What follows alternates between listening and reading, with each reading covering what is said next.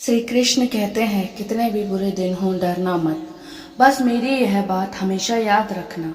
कहा जाता है श्रीमद् भागवत गीता सिर्फ एक धर्म के लिए नहीं है, बल्कि इसे धरती के हर इंसान को पढ़ना और समझना चाहिए, ताकि वह अपनी जिंदगी में सुख, शांति और सफलता को प्राप्त कर सके। दोस्तों, श्री कृष्ण कहते हैं, मनुष्य को परिणाम की चिंता किए बिना, लोभ लालच बिना एवं निस्वार्थ और निष्पक्ष होकर अपने कर्तव्य का पालन करना चाहिए। जिस तरह प्रकाश की ज्योति अंधेरे में चमकती है, ठीक उसी प्रकार सत्य भी चमकता है। इसलिए मनुष्य को हमेशा सत्य की राह पर ही चलना चाहिए। जिस मनुष्य के अंदर ज्ञान की कमी और विशुद्धान और सफलता को प्राप्त नहीं कर पाता, जिस प्रकार मनुष्य अपने पुराने वस्त्रों को त्याग कर नए वस्त्र धारण करता है, ठीक उसी प्रकार आत्मा पुराने व्यर्थ के शरीर को त्याग कर नए भौतिक शरीर को धारण करती है। कौन क्या कर रहा है, कैसे कर रहा है और क्यों कर रहा है, इन सब से आप जितना दूर रहेंगे उतना ही खुश रहेंगे। समझदार व्यक्ति जब संबंध निभाना बंद कर देता है तो समझ लेना उसके आत्मसम्मान को कहीं ना कहीं ठेस बहुत पहुंची है। मोह उसी का करो जिस पर आपका अधिकार है, जिस पर आपका अधिकार ही नहीं है उसका मोह भी नहीं करना चाहिए। जो दूसरों की तकलीफों को समझते हैं, जिनमें दया है, दिल से अच्छे हैं, उन्हें दोबारा धरती पर जन्म नहीं लेना पड़ता। प्रबुद्ध व्यक्ति के लिए गंदगी का ढेर, पत्थर और सोना सभी समान हैं। आपके कर्म ही आपकी पहचान है, वरना एक नाम के तो हजारों ही इंसान हैं। प्रेम सदैव माफी मांगना पसंद करता है और अहंकार सदैव माफी सुनना पसंद करता है।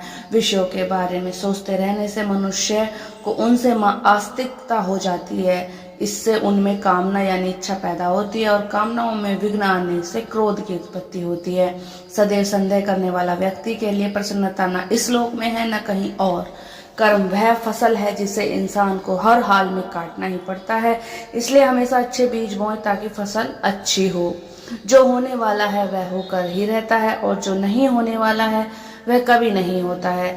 ऐसा निश्चय जिनकी बुद्धि में होता है उन्हें चिंता कभी नहीं सताती है। अच्छे कर्म करने के बावजूद भी लोग केवल आपकी बुराइयां ही याद रखेंगे।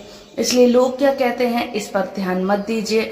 तुम अपना कार्य या अपना कर्म करते रहिए। अच्छे कर्म करने के बावजूद भी लोग केवल आपकी बुराइयां ही याद रखते हैं। इसलिए लोग क्या कहें इस पर ध्यान ना दें, अपने कर्मों पर ध्यान दें। जितना हो सके खामोश रहना ही अच्छा है, क्योंकि सबसे ज्यादा पुनः इंसान से उसकी जुबान ही करवाती है। दोस्तों, गीता में भगवान श्री कृष्ण कहते हैं, हे अर्जुन, अपने परम भक्तों जो मेरा हमेशा स्मरण या एक चित्त मेरा पूजन करते हैं, मैं व्यक्तिगत रूप से उनके कल्याण का उत्तरदायित्व लेता हूँ। हे पार्थ, जो लोग भक्ति में श्रद्धा नहीं रखते थे, मुझे प्राप्त नहीं कर पाते, वह इंसान भौतिक जगत में जन्म मृत्यु के मार्ग पर वापस आते जाते रहते हैं। किसी काम की चिंता करना ठीक है, चिंता इतनी भी नहीं होनी चाहिए कि वह काम ही बिगड़ जाए।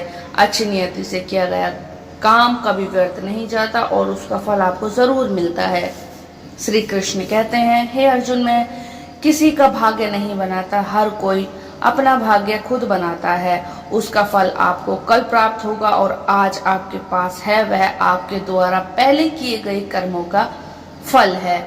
मनुष्य नहीं, उसके कर्म अच्छे या बुरे होते हैं और जैसे मनुष्य के कर्म होते हैं उसे वैसे ही फल की प्राप्ति होती है।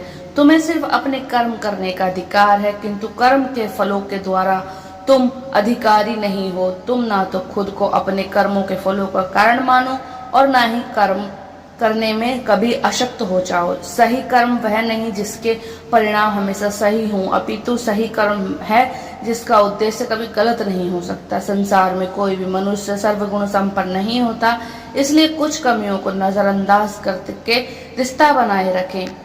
पूर्णता के साथ किसी और के जीवन की नकल करके जीने की तुलना में अपने आप को पहचान कर पूर्ण रूप से जीना बेहतर है। जीवन में यदि खुश रहना है तो अधिक ध्यान उस चीज पर दें जो आपके पास है, उस पर नहीं जो आपसे दूर है।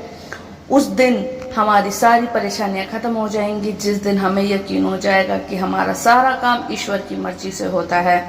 विपत्ति में धन्य, वैभव में दया और संकट में सहनशीलता ही श्रेष्ठ व्यक्तियों के लक्षण हैं। जो व्यक्ति स्पष्ट और सीधी बात करता है, उसकी वाणी कठोर जरूर होती है, लेकिन वह कभी किसी के साथ छल कपट नहीं करता।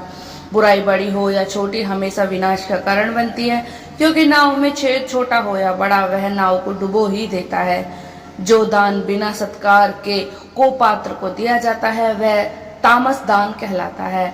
आप वापस नहीं जा सकते और शुरुआत को नहीं बदल सकते, लेकिन आप जहां हैं वहीं से शुरू कर सकते हैं और अंत को अवश्य बदल सकते हैं। जब उम्मीदें टूटने लगे, कोई रास्ता दिखाई ना दे, तो एक बार भागवत गीता के शरण जरूर लें।